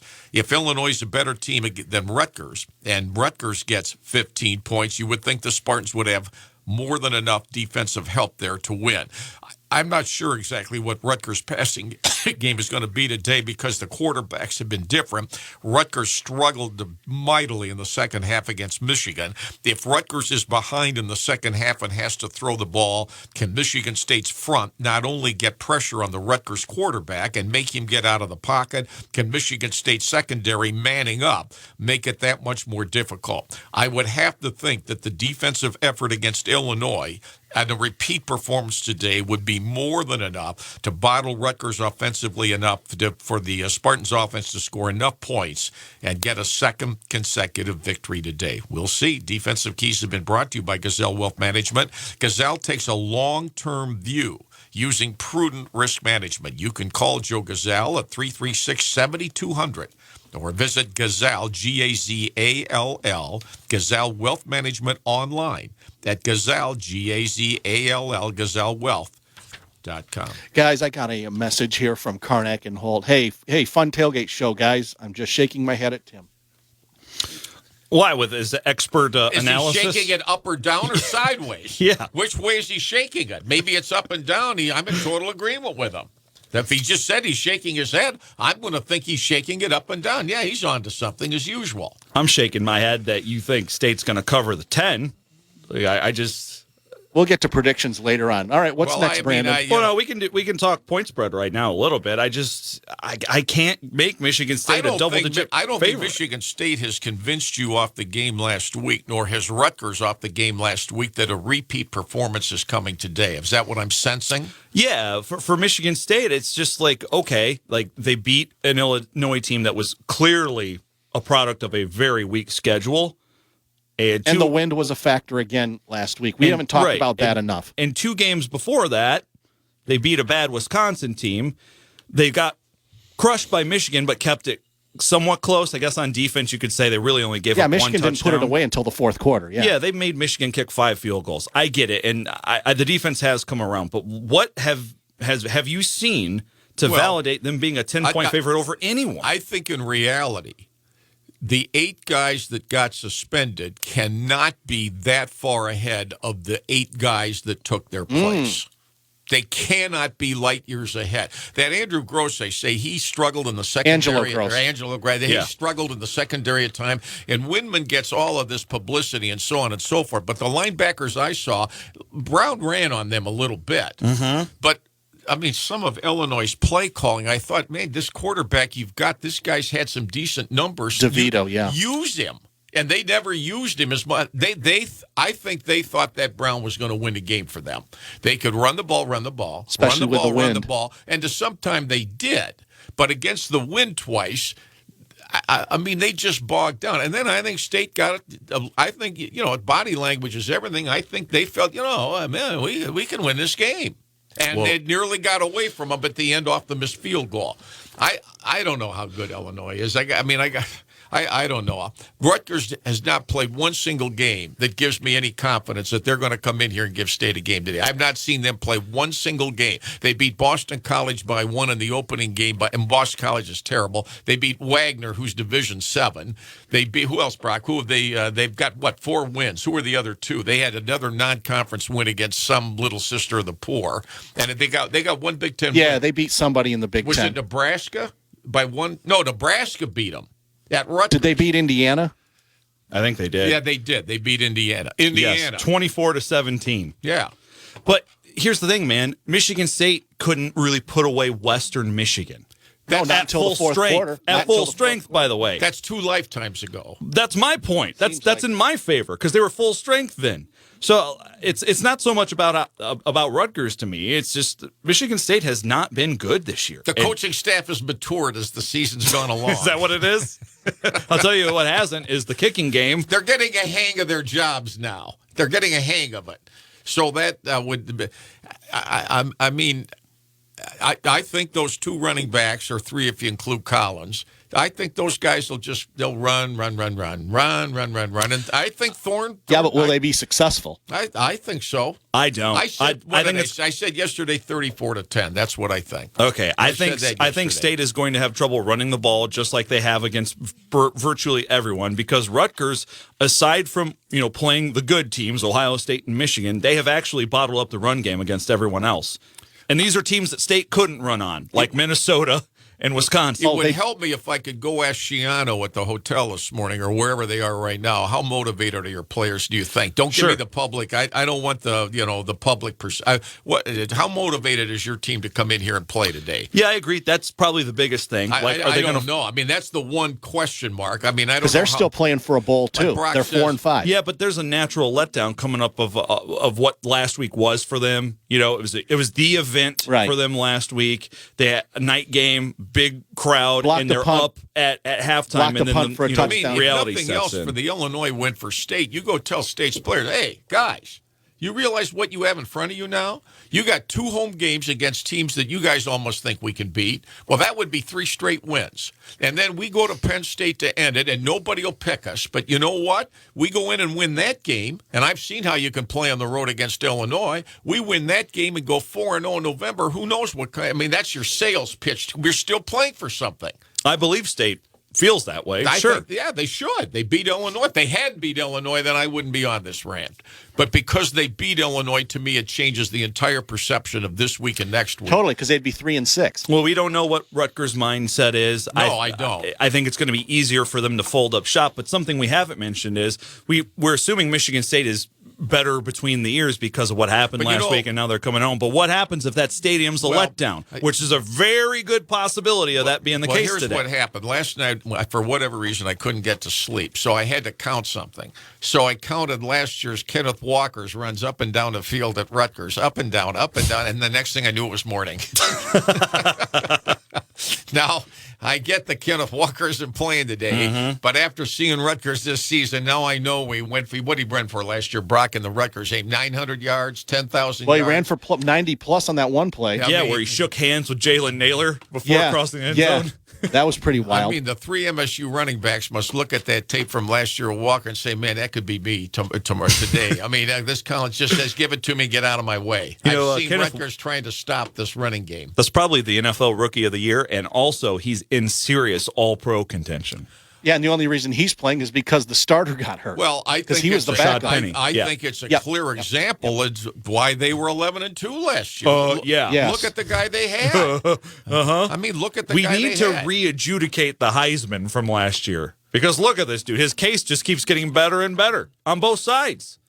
Well, I don't know about that, but in the NFL, he clearly has shown that he's got talent that transfers from where he was last year to where he is now. Yeah. And he wouldn't even be playing now if Seattle didn't have an injury on its number 1 back. Yeah, but look, he's better. He's better than that guy. But to the point, I just remember him going up and down. That, to your point, is what could keep Rutgers in the game. They don't have to play Kenneth Walker today. Well, for sure. Absolutely. They don't have to face what the it guy. is for. Look, here's what it comes down to for me. Michigan State hasn't had an easy game against anyone. Maybe Akron, but they knocked that quarterback out. Who knows what happens there? Maybe that's a tight game. If State loses today or wins by something like 3, I won't be here next week because I won't need the grief. I'll get enough of it Monday to Friday next week. So not just from me, Tim. It's going to be from the callers. You know how it, and listeners. You know how it is. You know, for $95 million, I expect a cover of 9.5. Call me crazy. 10. Whatever. It's up to 10. Oh, it's up to 10 now? Yeah, but I got it at 9.5 earlier in the week. I mean, for the pool. For the pool, we got it at 9.5. That little extra, does that mean the heavy money's going on Rutgers?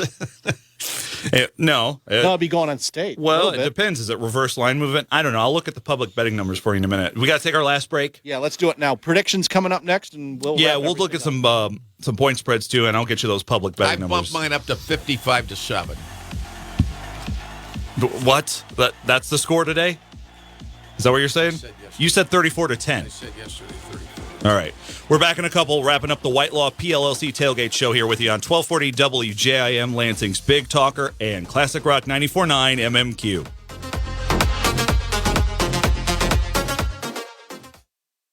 Another travel update from the 1240 WJIM Traffic Center. Next, the Mel Tucker Show is back for another season on Lansing's Big Talker 1240 WJIM and Classic Rock 94.9 MMQ. Get up close and personal with the head coach of Michigan State football every Thursday night. Be there in person or just call in and ask the questions you want answered. The Mel Tucker Show on 1240 WJIM. Brought to you by Ameriprise Financial, Dark Bank, Doubting Industries Incorporated, Champaign and Sons Incorporated, Blue Moon Belgian White. The Mel Tucker Show on 1240 WJIM. It's time for another game day travel update from the 1240 WJIM Traffic Center. Driven by Shaheen Chevrolet and Cadillac. Relax and enjoy the Shaheen difference.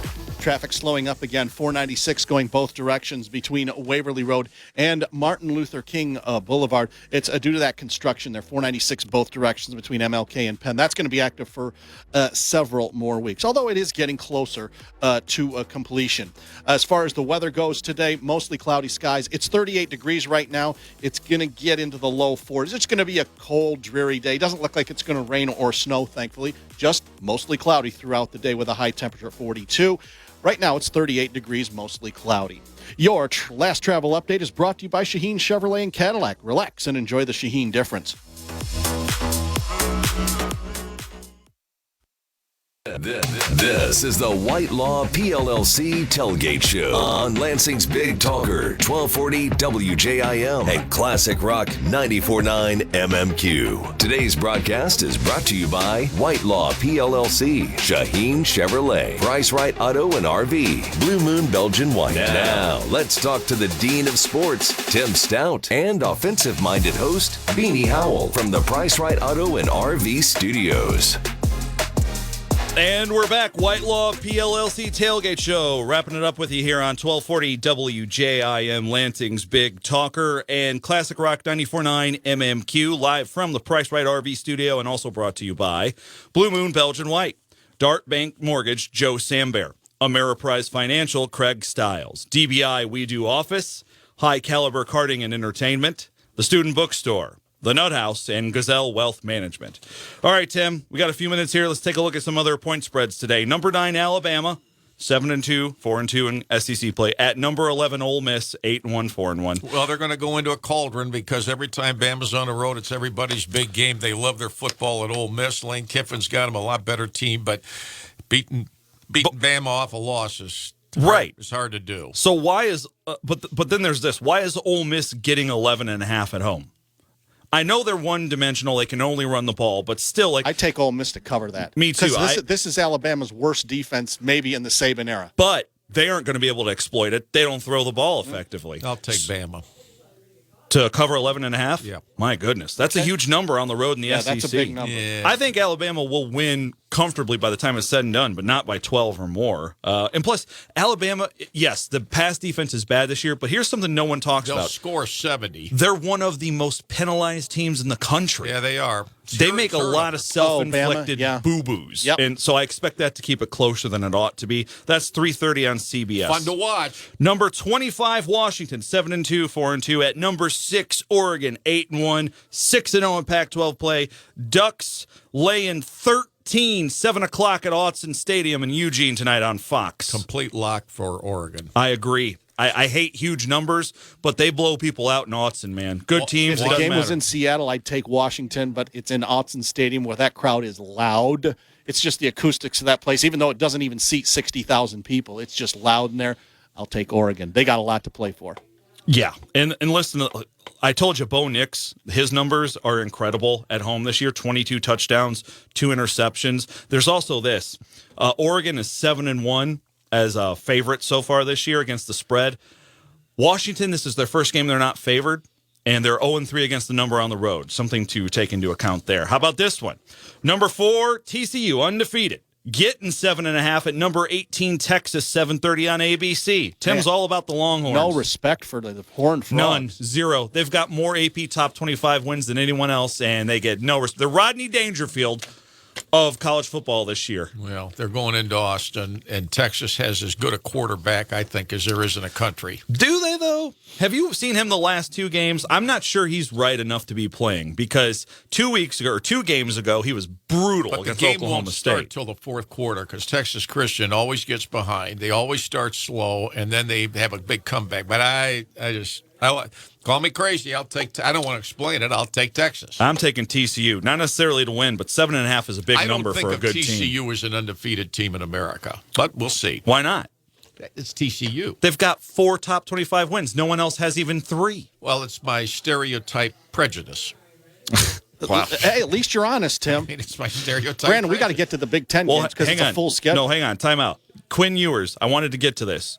2 games ago against Oklahoma State, 19 of 49, 2 touchdowns, 3 picks. He got better last week. against Kansas State, 18 for 31, 197 yards and 2 touchdowns. Today's his big day. That's not going to get it done tonight. Well, also, TCU, awesome offense. Number 4 overall, 43 points per game. They can run and pass. This is super balanced. Also, they have the best wide receiver no one knows. You heard of this Quentin Johnston kid? 6'4", 215 pounds. He's going to be playing on Sundays in a year from now. I just think primetime in Austin's dangerous. Well, That's I all think I'm this gonna is tell you. dangerous. Horned Frog, 7-1-1 against the number this season. Okay. Let's go to, we'll go to Michigan State now, all right? So the line back up to 10 here. Tim thinks this one is a lock cinch. It's my 10-point game. Not that I've had success with those. I've got them 34-10, and if I'm wrong, it'll be 44-10. Wow. That's going to be a drop. Michigan State 21-12. I think it's going to be a lower scoring game. Me too. I'll go 24-17, Michigan State. Okay. I think Rutgers covers. All right. Of course, you two clowns picked Illinois last week. Well, so did you. I picked State to win 23-15. You liar. Stop it. Dave was close, though. What did he say, 24? But he had Illinois scoring like 40-some. Yeah. Now, remember, that 23 is still the highest point total against Illinois this season. I mean, don't get me wrong. If Akron can cover 6.5 against Eastern, anything can happen. Does this mean anything to you, though? Like, public betting numbers, 62% of all bets on the Rutgers-Michigan State game are on Scarlet Knights, and 61% of the money. That's why there are skyscrapers in Vegas. Well, that tells you the sharps, the professionals, are putting big money on Rutgers. I want to know what these people see in Rutgers that I haven't seen. It's not about that. It's what they haven't seen from Michigan State, which is Yeah. any kind of consistency. They haven't seen. The last time I saw State at home, they did win. It was double overtime, but I think Wisconsin's a lot better than Rutgers. But you know what? That's why they're going to play. Yep. Does Michigan cover And you're going to be there to report on it. Is that right? If you haven't frozen to death I will by the only fourth be quarter. there physically. well, hey. Spiritually, not so much. All right. Does Michigan cover 30.5 against Nebraska? I don't know. I don't think so. I don't either. Doesn't it feel like Nebraska is about to fold up shop, though? Doesn't it? Yeah, but I think I think Michigan is so focused on Ohio State. They just want to get past this, get past Illinois, and now let's get our game face on. And you got to keep everybody healthy there. And I just think they're going to get everybody out of the game. Nebraska will play hard. That's a lot of points. It is. It's a huge number. a lot of points, but man. this always makes me nervous. 58% of all bets on the game are on the Wolverines, as well as 57% of the money. The pros think Michigan covers today. They very well could. I mean, what's Nebraska's mindset? But you know what? Their quarterback's not playing today. Their quarterback, that doesn't sound good. Well, what about this number? Ohio State laying 40 in the shoe against Indiana. 74% of the tickets are on Indiana, and 80% of the money. The Michigan-Ohio State coaches are going to have to decide how long do they want the stars to be on the field or to get them. Because, if either one of these quarterbacks goes out, that changes the Michigan-Ohio State game, as we all know. Quickly, Purdue, Illinois. Illinois, 6.5-point home favorite. I don't know. It's hard to care. I don't know. It's hard to care. I'm going to give Illinois a second chance only because I don't like Purdue. I don't know. I'm going to cop out. I'm going to put it on the board. I'm ready to go chug some beers and go to this game. I'll be honest with you. Dress warm. I've got long johns on, electric socks, hand warmers, and then I've got Tim's hot takes to keep me warm.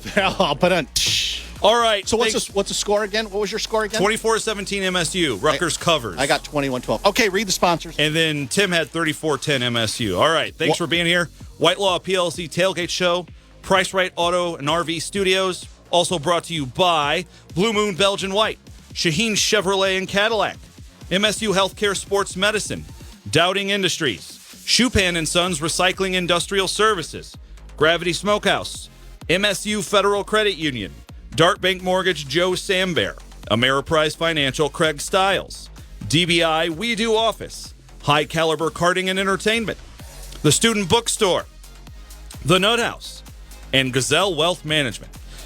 Thanks for being here, folks. We'll do it again a week from today, Saturday, November 19th, as Michigan State wraps up its home slate for 2022 already against Indiana. Game time not yet decided, but we'll be here 3.5 hours before kickoff, and we'll go right up to 90 minutes when Will Tiemann and the Spartan Media Network take over. Until then, go green.